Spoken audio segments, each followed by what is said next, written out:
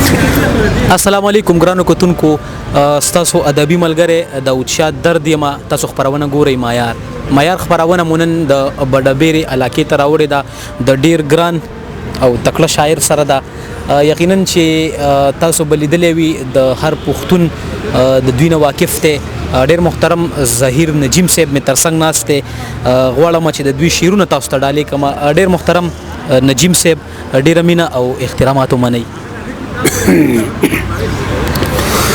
بسم الله الرحمن الرحیم ستاسو هم ډیر مننه کوم چې خپل علي زلي کوي چې دغه سي ادبي ملګری نور ملګرو ته مخامخ کوي نو د دې مو ستاینه کوم ډیر مننه کوم چې زم خواله راغی ګرانا نوم دې دغه ډیر خپل معیار او خپل درد سیب ستاسو ډیر یو جهان مننه هو یو دو خبرې ضروری ګڼم چې زمونږ د پښتنو د بدقسمته نه چې کوم د موجوده د سوشل میډیا په ذریعه باندې کم کمی کیږي نو د دې غندنه کومه لکه هغه کم چې کمی کیږي د هغې غندنه کومه نور خدا نه چې ګینې سوشل میډیا ښه کردار ادا کوي ډېر ښکلی کردار هم ادا کوي خو لکه په دې کې څه خلک داسې شته چې هغې پښتو ادب ته ډېر زیات نقصان رسوي نو د دغه چې کوم دی غندنه کوم او داسې یو ستاسو په خوښه زما خو موجوده حقیقت دا دی چې ستړی م یم او لږ بیمار هم او مرای مې کارم نه کوي ستاسو غوښتنه ده او بیا په ترنم کې ده نو کوشش به کوم مینوالو دپاره هم ستاسو دپاره هم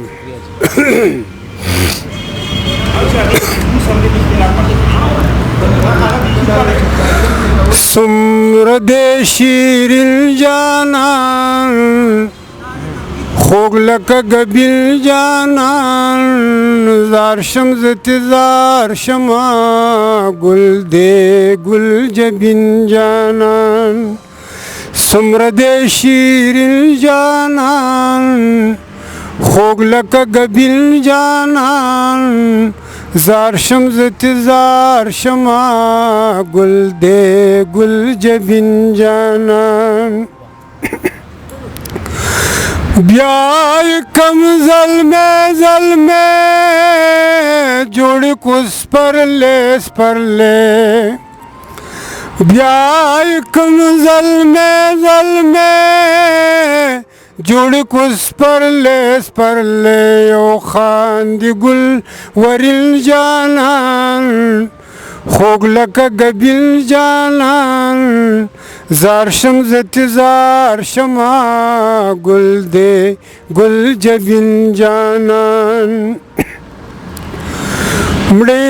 سترګې پیالې پیالې هر نظر جوټي مړې سترګې پیالې پیالې हर नजर जुटी जुटी ओ गुरी में वरिन जानन خوږ لکه ګبیل جانان زار شم زار شما ګل دې ګل جبین جانان نشتا سرودونو کې نمایو جامونو کې نشتا سرودونو کې نمایو جامونو کې او د زړه تسکین جانان خوږ لکه ګبیل جانان زار شم زار شما ګل دې ګل جبین جانان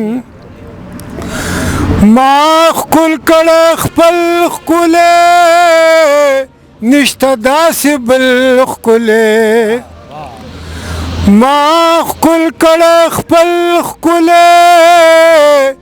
نشته داسې بل ښکلی او ټولو کې حسین جانان خوږ لکه ګبیل جانان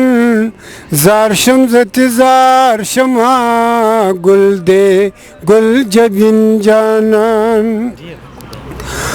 یار ما د زهیر نجما